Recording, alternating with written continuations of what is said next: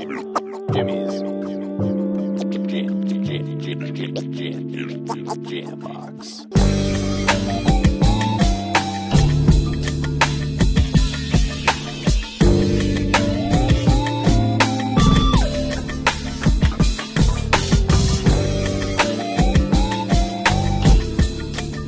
Keep jamming.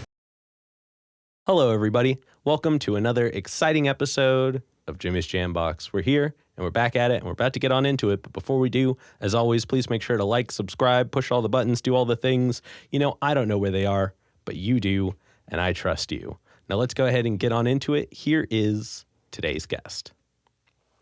How you doing? My name is Fool. Hello. Hi. Hello. Thank you so much for joining us today. Thank you so much for having me. Yeah. Why don't you go ahead and tell us a little bit about, like what you do, where you're from. Give us that like Tinder profile of your involvement with music. All right. Born in Portland, grew up Vancouver, born and raised. Just producing music. Hell yeah. And what got you into it initially? Into producing, pandemic. Just nothing to do really. Just sitting at home. All I was doing was listening to music really, and it was at that point where nothing was really tickling my fancy. I just kind of got bored with it, and I was like, why don't I make my own stuff that I can like actually enjoy listening to and stuff. Okay. So everybody's music was too bad. No, I'm kidding. I'm kidding. No, okay, I get that. If fun fact, my COVID hobby was photography. Yeah. And that eventually led to this. So there you go. Yeah. Thanks, COVID. Do you play any instruments? I've played instruments. I don't actively play any instruments right now. I want to get into piano, but I did play trumpet throughout middle and high school and like the high school band and stuff. But that's about how far it goes into my musical knowledge. Fair. Do you read music at all? I can. Okay. I can. Yeah. Do you use that all when you write? I don't know. It's the only thing I use really is just MIDI. Fair. So yeah. Okay. Yeah. Now, this next question, this is a fun one. This one we ask early. It's definitely a crowd favorite. What was the first album you ever bought with your own money? Ooh, that's a good question. Are we talking like physical CD or just iTunes or what? You know what? Because that has been asked a lot, let's do both. I think the first CD I bought was All That Remains album. Okay. From Barnes & Nobles. Yeah. Oh, wait, was that... oh, my God. I know that album. It was way back in the day. It's like a really dark album cover with like a bunch of blue eyes and stuff. Yep. Do you know what I'm talking about? Yeah. I can't remember the album name at all, but... Yeah, it's going to escape. Somebody put it in the comments. Yeah. But yeah, no, quality first album. And then iTunes? iTunes. Oh, my gosh. I can't even remember, to be honest. It was probably some dubstep album back in like middle school or something. Okay. That's mainly what I was on. I was going to say, I was like, man, I don't know if you could even buy a physical copy of a dubstep album. Oh, yeah, no, I think that's the selling. There's like, no, it's only digital. Duh. Yeah. Hell yeah. But yeah. Now I'm so curious which one it was, though. If you think about it after, or at any point in this interview, just blurt it out. Okay, just blurt it out. Yeah. You're just gonna be like, yeah. So I remember during the war we. Skrillex. Oh, it was Skrillex. Yeah. All right, now go ahead and tell us about the first show you ever went to. Oh, first show. Oh yeah, it was back in high school. I went to a Saint Motel concert at the Crystal Ballroom. Okay. Yeah, that was a good time. Yeah. Freshman year. Did anybody else perform with them? Yeah, it was. Oh my God. It was, I think it was this one band called Phases. I can't remember God, that name sounds familiar. Yeah, I don't know how big they were, or are. 'Cause I don't know if they're still making, I don't really follow them too much, but, Oh, yeah? Sounds like a rad show. It was super fun, yeah. Cool. Now, let's go ahead and dive into more of you as the producer. All right. And, I mean, obviously, how'd you pick your name? I was when I first started, I didn't really have a name in mind, but I started downloading all these sound kits and all these like effects and stuff onto my on the FL Studio, and I downloaded this GTA sound kit. It has like a bunch of sounds from all the GTA okay games, and then I was looking through GTA San Andreas, and there's a bunch of sounds they have, and they have a whole big smoke folder. Yeah. And so I just played one and just said, "Hey, fool," and I was like, I don't think anyone has his name. All right. Just go for it. Why All not? right. And that's how it got there. And I've just been spending money on different producer tags and stuff. So Okay. yeah. Hell yeah, I dig that. Yeah. Now, take us through, I guess, it's your writing process to a degree, but I think I want to dive into it a little bit differently and tell us about and then we're about to get nerdy here, y'all. It's technical time. What DAW do you use? How do you go about putting a beat together? And then I have a little bit more to dig into from that, but let's get those two answers first. Yeah, so I've used FL Studio since I started. Wow, well, this interview's over. No, I'm kidding. No, FL Studio since I started, just because it was just easiest to use, and there's a lot of YouTube videos on like how to learn how to use it and stuff, and that's what I did. You said process into making the beats and stuff? Yeah, like how do you go about putting a beat together, and then what decides that it's like done to a point where it's like ready to be like worked with somebody with? Yeah. So most of the time I'll just have an idea in my mind, like specifically like the genre or like what type of sound I want. It usually comes from like listening to other songs and like getting an idea based off of that. When it comes to sampling, I tend to just like look through it, and I guess just whatever sounds good in my head, I can just get like a real easy rhythm on a certain part of a song is usually what I'll go with. But when it comes to MIDI, it's just I'll just throw random stuff together because I don't really know a lot of music theory at all. Mm-hmm. So it's just these chords sound good. Let's do this, and then let's do a little bit of that. Okay. Just kind of sprinkle in a little different sounds from there. Yeah. Okay, I dig that. Do you use like splice and sounds and things like that? I don't use splice. I use Serato sample. Okay. Serato sampler. And that's how I'll splice up the samples that I use and stuff. But if I'm just using MIDI, I won't do any of that. Gotcha. But, yeah. Okay. Oh man, I had a follow-up question while you were talking, and then I lost it. And it was a really good one. So I'm hoping we'll come back to it. But tell us about okay, I remember what it was. When you're making a beat, do you like to leave space on purpose for like other people to kind of hear themselves in, or do you usually go full on and then like taper it back when you get somebody on it? Well, I think it depends on the genre I'm really fitting towards. So there's a genre I like to produce called plug and B, and it's mainly it's like R&B synths and melodies mixed in with plug drums. Which is kind of like trap, but more lo-fi, which leaves a little bit more space, but the melody takes over the drums. Gotcha. But if I'm working on something like a Bay Area style beat, like EBK, I'll leave a little bit more room for someone to hear themselves in on the beat, just so it because the plug and B stuff I make it mainly just for me. I don't expect anyone to hop on those. It's just something for myself. Ah, so you're debuting as a rapper right now. No. Surprise. No, just to listen to like personally. No, I dig that. But if anyone does want to hop on it, like they're more than welcome. But Bay Area, I usually leave a little bit more space on there. Gotcha. Melody wise and drum wise. Do you find yourself regularly making hyphy beats? Hyphy. Oh, what is that? Never mind.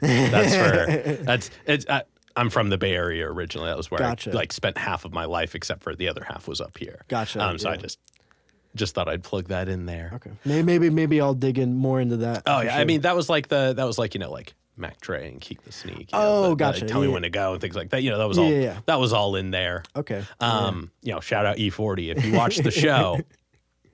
Make this happen.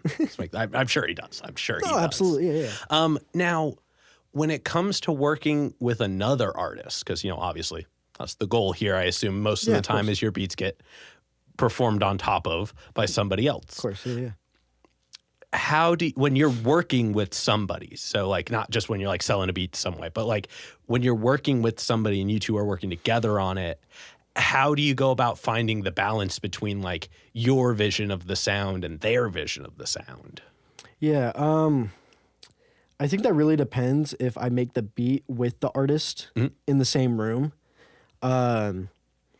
If I just make a beat and I'll send it to someone, I don't really have the same idea of like what do you call it? Same idea of sound wise in my head.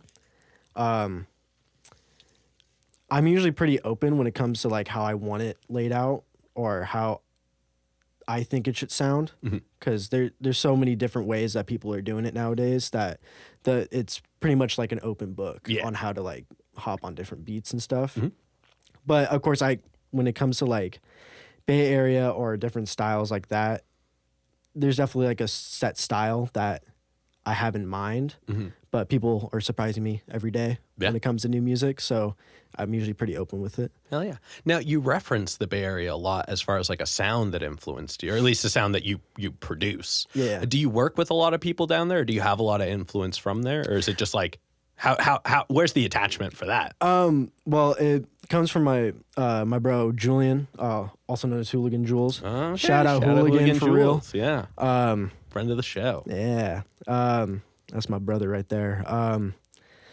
No, he was wanting something because we've been working up with some people in Seattle, and they are kind of within, not Bay Area, but more, definitely more West Coast influence, like more gotcha. LA based, I'd say. But Hooligan was saying that he wanted something more Bay Area style, like EBK. So I kind of started hopping on that a little bit, and then I started listening to it a little bit more, and just realizing like it's so versatile with the type of sounds you can use, different types of samples, just in general. It's just very versatile genre, how people can hop on it and stuff.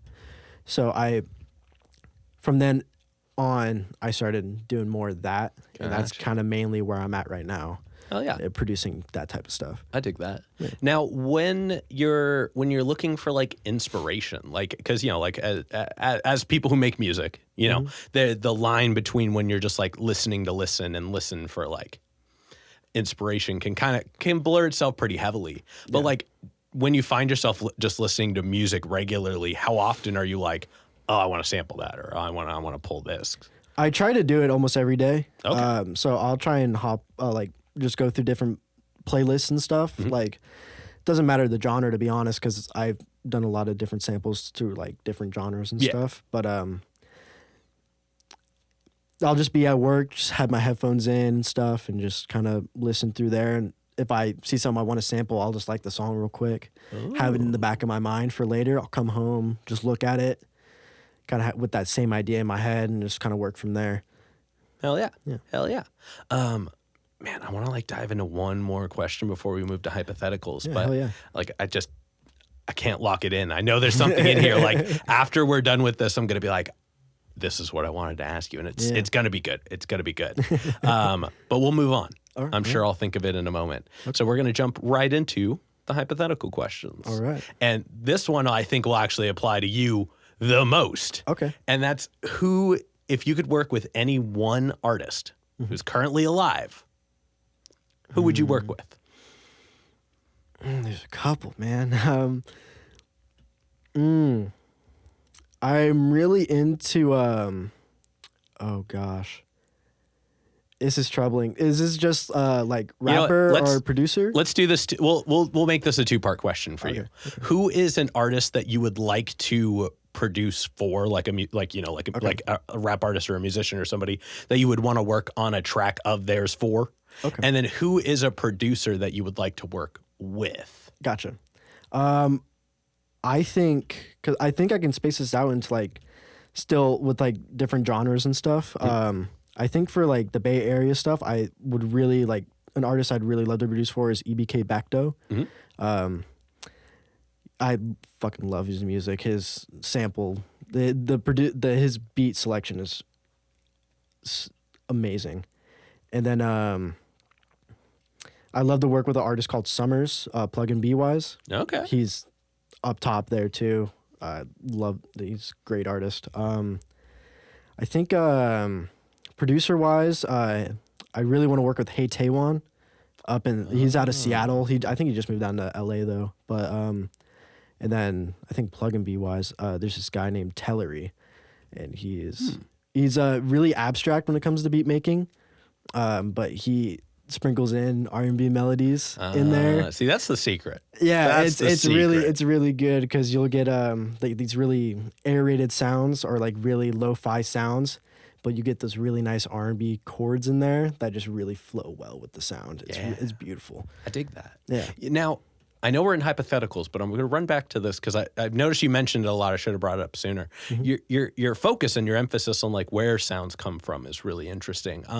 Do you listen to things that are a lot more like abstract as well? Like, you know, like the dubsteps you mentioned, or like not the dubsteps, but like dubstep artists like you mentioned, or like do you listen to, you know, like more technical people like that, or like realm into drum step, or like do you even go even a step further and listen to people like Igloo Ghost, or are you just kind of like vibing on the sounds that you work with?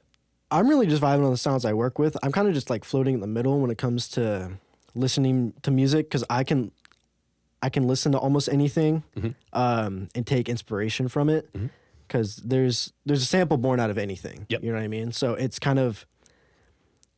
good to kind of hit all angles music wise. So one day I'll be listening to some Midwest emo or something, and then next day I'll be listening to dubstep or whatever.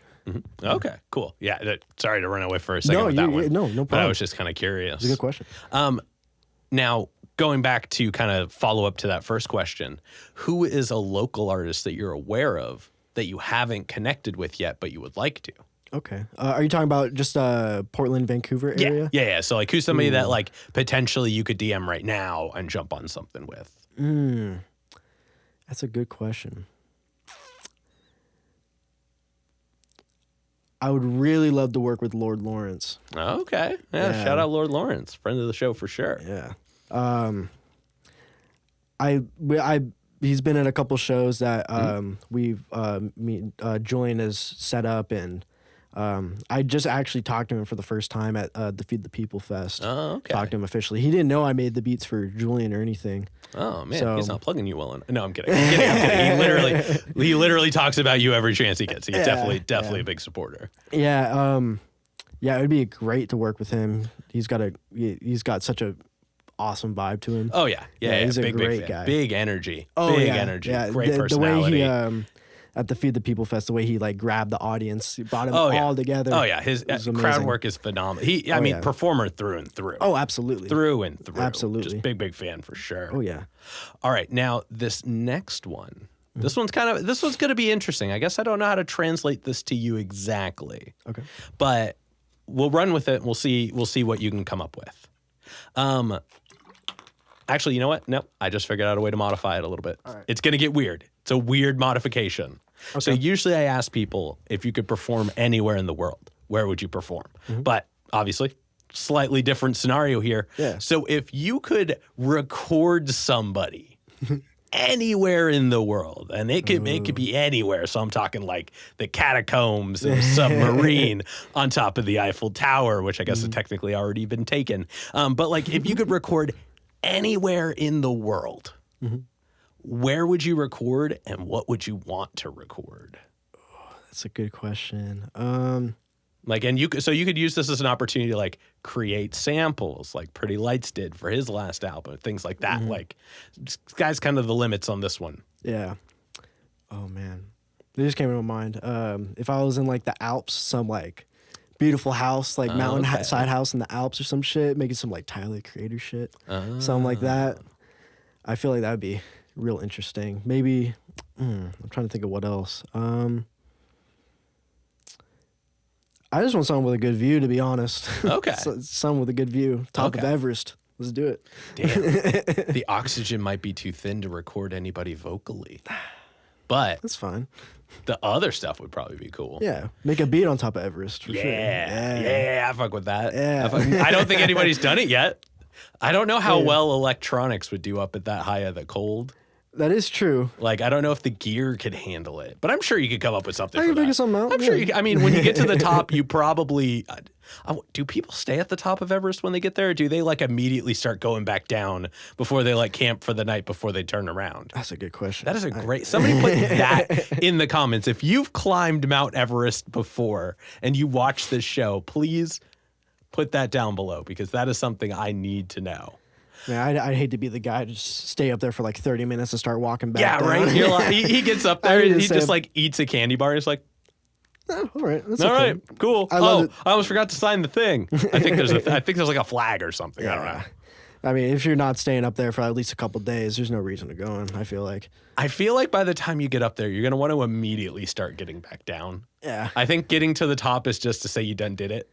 I don't think anybody's like, yeah, I stayed at the top for like a week and a half.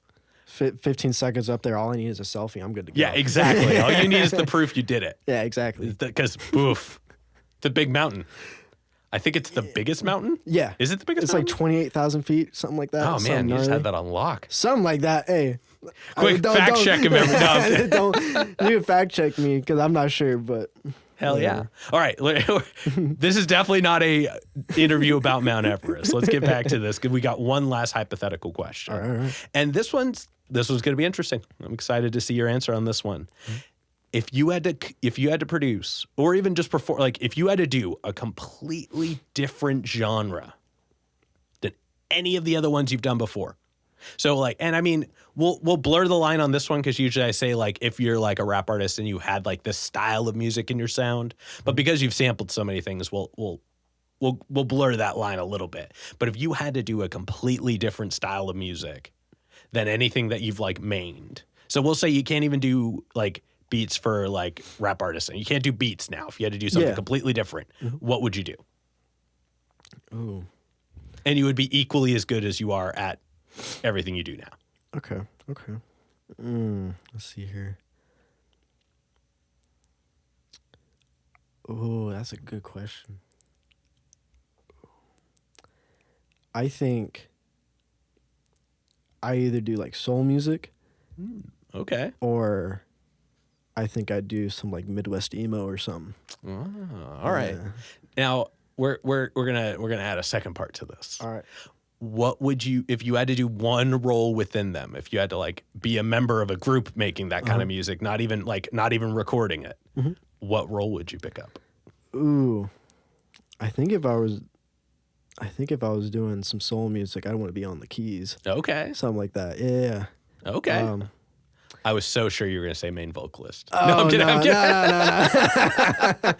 I think for like if I were to do like Midwest emo, I think I'd do main vocalist because Okay. Yeah. Why I not? mean I don't want to learn how to play guitar, bass, or drums because I don't got the rhythm for the drums. Fair. At least You know, coordination wise. I think a lot of people get that misconception about drums because it's so big physically. But I think the cool thing about drums is that because it is so rhythmic, and especially in the beginning, because literally anybody can go, Yeah. but because it's so rhythmic, you can start small and all you have to do is develop the muscle memory that can only come from practice. You know what I mean? Like, over time you develop that understanding of distance and like, it's the rub the belly, pat the head thing. Like anybody can learn the separation of the body parts just with meticulous practice. Yeah. But at least anybody can play a beat in the beginning, even if it's rough. You know what I mean? I've sat down and like played drums before, but it's comes to the point where it's like I try to bring in like a kick, try and like snazz it up a little bit. Yeah, and see that then I'll be like, oh, I'm forgetting to hit throw my arms down, or I'm forgetting to like actually hit the kick or whatever. Yeah. And that's the part that I think really comes from the muscle memory of it all. You know what I mean? But I get that. I mean, don't get me wrong. Nobody doesn't want to be the front person. You know what I mean? Yeah. And like the drums are the farthest thing from the front. That's always a fun one to talk to. Everybody's like, yeah, no, I'm always doing this and that. And I'm like, nobody can ever like my old drummer for my high school band, shout out Mowgli. He was like not very tall. Especially in high school. Like, he comes up to like here on me now, but like he was not very tall when we were growing up, but his kit was enormous. Yeah. So like you would see the top of his head at the same height as like the top of the cymbals, and then these arms just doing everything Swinging. You can't everywhere see his head. all at once. Yeah, like this kid was playing Seosin beats like when we were in high school, like just nasty with it from day one. And I mean, he was definitely playing more complicated stuff than that, but that was like always the ones where like we as kids, we were like, oh my God, dude, play this thing that this guy did in this song because it's crazy. And he was like, rah, rah, rah. And we're like, all right, bet. He knows what he's doing. Yeah, every time I was like, dude, I love this fill in this song. He's like, oh, I just figured out how to play it. I'm like, I haven't showed you the song yet. He's like, it's fine, I know. Yeah. So I have a weird stance on drums, and I try to share it with everybody because the world needs more drummers. True that. The world needs more drummers. I've been trying to say this forever. The world needs more drummers. That is true. Yeah. That is very true. And electronic kits are better than they used to be. They used to be bad. Now they're passable. I love playing the electronic drums at like Guitar Center or There's Beatcox or definitely something about like electronic kits that just don't feel the same. Like even when you get the absolutely. you have to spend so much money to get one that feels the same. Mm-hmm. But I think if you're really trying to like understand the theory of drums, the movement of drums, and just not lose the muscle, like it's a good route to go. Like practicing with an electronic kit lets you practice anywhere. Playing with a real kit lets you play with a real kit. Oh, yeah. Like and there's happy mediums in between the two. But man, we are running away with so many things now. But we are officially going to wrap it up. So why don't you go ahead and tell us what's coming up next? What do you got? What do you got cooking? You want me to look at the camera? No. That'll be the next one. Oh, gotcha. Okay. Me and Hooligan got an album coming. I don't know the release date. I think we're getting in the studio this week, so hopefully should hopefully at least be done by this next studio session. Okay. So yeah, it's we got some really good beats on there. It's gonna be super good. Oh, well, I'm super excited for that. Did he do any of the tracks? Some of the tracks he did on the live were off of that, weren't they? Yeah. I can't remember the names offhand. I know he did Suddenly I See. Yes. Which is one of them. We might drop that as a single. Oh, okay. So possibly be on the lookout for that. Everyone, possibly be on the lookout for that. Everybody go watch the live version so that you can know the words before the track comes out and you can just be bumping it in the car everywhere. Yes, do that. You might see me skating in the background. Oh, shit. Oh, no. Did he not tell you that take didn't actually end up being the one? Did? Yeah. And then Never I tried to get everybody to go behind him because there was just those like 3 kids. And I was like, everybody go over there. And nobody would go over there. I was like, man, you guys were crushing it before. I need one more. But it was still a super cool performance. Oh, yeah, absolutely. Big fan of that absolutely. one. That was definitely one of the more fun ones. They were all fun. I think he did the interlude too, which should be on the album as well. Yeah. Which is... I love that track so much. I love it. It's a really cool spin on like that track, or like the song that you used to kind of get to it. Yeah, absolutely. Yeah, like I can't remember the other songs he did for it, but it's possible that one other song from there is going to be on the album. I want to say that they were, but it's been a little while too. We're always so far ahead by the time anything even comes out that it's all a blur sometimes. Yeah. I know one of the song he promoted when he did the interview here was going to be the opening track for that. Oh, dope. Yeah. You guys are getting all the secrets now. But yeah, that's super exciting. Yeah, it's gonna be fun. Cool. And then for this next one, go ahead, look at the camera, tell everybody how they can find you, give us the ads, the plugs, things like that. All right. You can find me on Instagram at one damn fool. That's gonna be my main beat page. But if you just want to get involved, like see what's up with my life, my other Instagram is at jack.wade, WAID. So if you want to hit me up for beats, follow my music account. Hell yeah. And then any other plugs, any other shout outs, anybody else you want to put on while you're on here? Oh, yeah. I want to shout out Julian. Fucking love you, bro. Yeah, shout out who again? Shout out Saya. Oh, yeah. Shout out Saya. Going to be on the Jimmy's Jambox Presents at the end of the month. Both of them are. Yeah. Shout out Lord Lawrence for supporting us through our Los Juanes shows. Shout out my girlfriend for keeping me in check about my beat making because I'd be slacking sometimes. Yeah, I think that's all I got right now. Hell yeah. Oh, actually, shout out Bones and Lemonade. My brother Garrett is in that band. They be making some of the best songs out of Portland right now. So, all right. Hit them, run them up on Spotify. So, yeah. Yeah. Let's see if maybe we can get them on here. Yeah. Hell yeah. All right. Now we've got one last question. But before we do, I'm going to steal the camera for just a second. Do your thing. As always, y'all, please make sure to like, subscribe, push all the buttons, do all the things. I don't know where they are, but you do. And I trust you. Now for the final question. All right. What is your guilty pleasure song? Ooh. Oh, that is a good question. I gotta get a minute to think about this one. That's fine. You can also pull out your phone if you like can't think of the name. Yeah, let me. This is one of those rare moments. Let me look through a little bit. Let me look through because I'm curious myself. Oh man.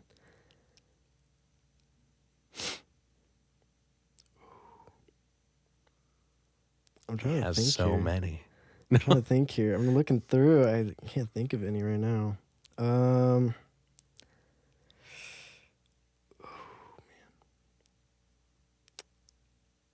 What's like that track that when you put on that you're like so hyped about and everybody isn't so hyped about?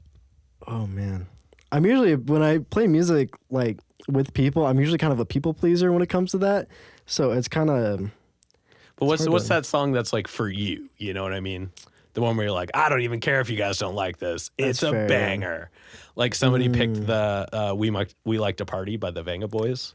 Yeah. Shout out Casey. Yeah, that's a fun one. We referenced that. That's a good one. I think somebody said "Man, I Feel Like a Woman" by Shania Twain. Like that was another interesting. one. Yeah. Katy Perry's Is it Fireworks? I don't know. I always mix it up, but yeah, that got said before. There's been a couple Lady Gaga songs, a couple Limp Bizkit songs. Man, I need to go back and really put together a playlist of all the guilty pleasure songs that have ever happened, because that would be a banger. Yeah. We'll do a New Year's Eve party that's only exclusively the guilty pleasure tracks of the year. Ooh. Oh, Like a Tattoo by Sade. Okay. That's such a good song. Okay. Oh my God. Fun fact. One of my all-time favorite songs. Like top 10. Nothing will ever top it. Smooth Operator. Yeah. That track is just. It's one of the few songs that I'm for sure gonna do on Talkbox before. I can't believe it took me that long to even come up with that. It's so good. Oh, it's such a good song. It's so good. Sade's so good. Oh yeah. Sade, if you ever want to be on the show, Sade, getting on the show right now. Yeah, you're welcome. Serious. Yeah, please be here. I will accommodate for that. Yeah. All right, man. But we've reached the end of this interview. All right. Thank you so much for joining us today. Thank you so much for having me. It's been a pleasure. Yeah. One more shout out to Hooligan Jules for linking us up. And he was there on location while we were filming. So he kind of got to see it all happen in real time. The behind the scenes. Yes. Yeah. All right. We're going to go ahead and get up on out of here. This has been another exciting episode of Jimmy's Jambox. I'm Jimmy. I'm Fool. And we're signing off. Later, y'all. Later. That's a wrap. This is not a podcast. This is a show.